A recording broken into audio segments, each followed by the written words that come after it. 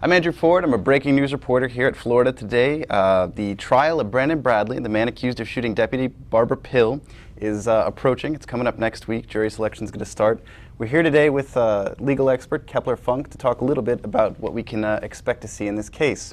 I guess right off the bat, it's a very long case. Sure is.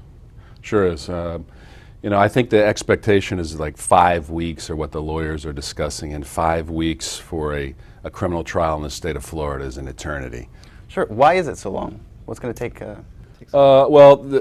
First, from the get-go, jury selection is going to be extremely tedious. The judge has entered an order where the lawyers are going to be able to talk to each juror individually, and we call that individual voir dire, so that the lawyers, I think, are in agreement that the best way to go about selecting a jury to find out who's fair and impartial is to talk to people individually, and that makes sense. That's a big part of the time. The second part is if there's a conviction for first-degree murder, we have what's called a bifurcated process. In other words, a second phase of the trial starts.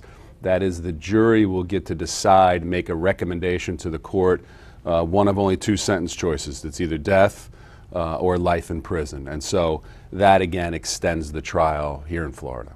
There's been a substantial amount of pretrial publicity, pretty heavy media coverage of this case. Does that have anything to do with the individual questioning of the judge? It does, and you raise a good point.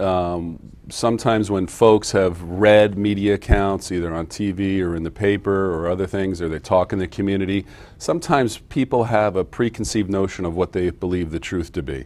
And so the lawyers need to ferret that out, as well as the court.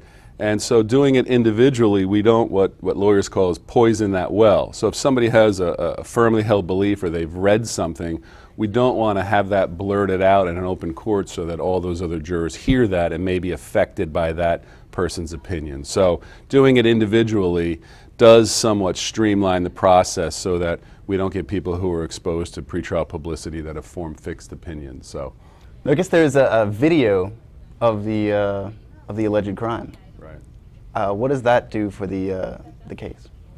By all accounts, there appears to be a video, and I suspect it's going to be a dash cam from law enforcement vehicle. If that video shows what had occurred on that day, that is going to be a tremendously powerful piece of evidence in this case. Presumably, and we'll have an opinion when we see it, okay? But presumably that's going to benefit the government, the state, in proving their case. Now, depending on what's on that video, the defense, remember, may be attacking that it's not a first-degree murder, that it may have been a second-degree murder. And that would be huge for Mr. Bradley, because if he's convicted of second-degree murder and not first-degree murder, then the death penalty is not a potential punishment. So that camera, that video, if there is, it is extremely powerful in criminal cases to have a videotape of the actual events that the government and or the defense is trying to paint that picture. They don't have to paint it. It's already done for them. So, and that's a double-edged sword. I don't know what we're going to see, but there's no doubt, regardless of what's on it, it's going to be powerful. Sure. Mr. Bradley's co-defendant, Andrea Kirchner, took a plea deal, and as part of that, she agreed to testify truthfully in this case. What does that mean? Well, testifying truthfully, I'm sure, is going to be the subject of cross-examination by the defense.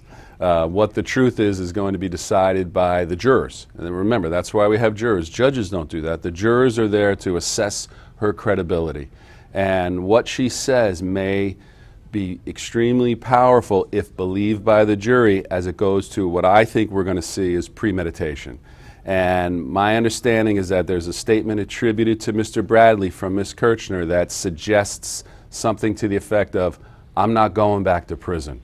Well, if that statement comes out and they attribute that to Mr. Bradley, "I'm not going back to prison," or words to that effect, and the jury believes he said that, boy, that's really tough for the defense, because that goes to the heart of premeditation.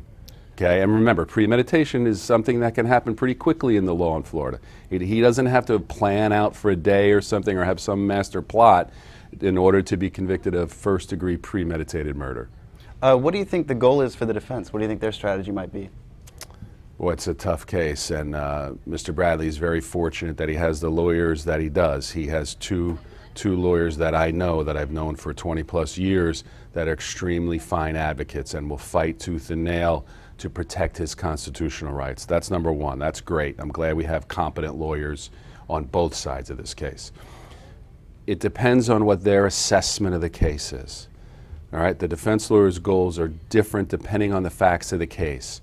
We'll know once we get into the trial, when you and I get to sit there and watch some of jury selection, when we get to watch after the evidence comes out and listening to some cross-examination, you and I and the readers and listeners are going to be enlightened as to what the defense's goal. Sometimes in these cases,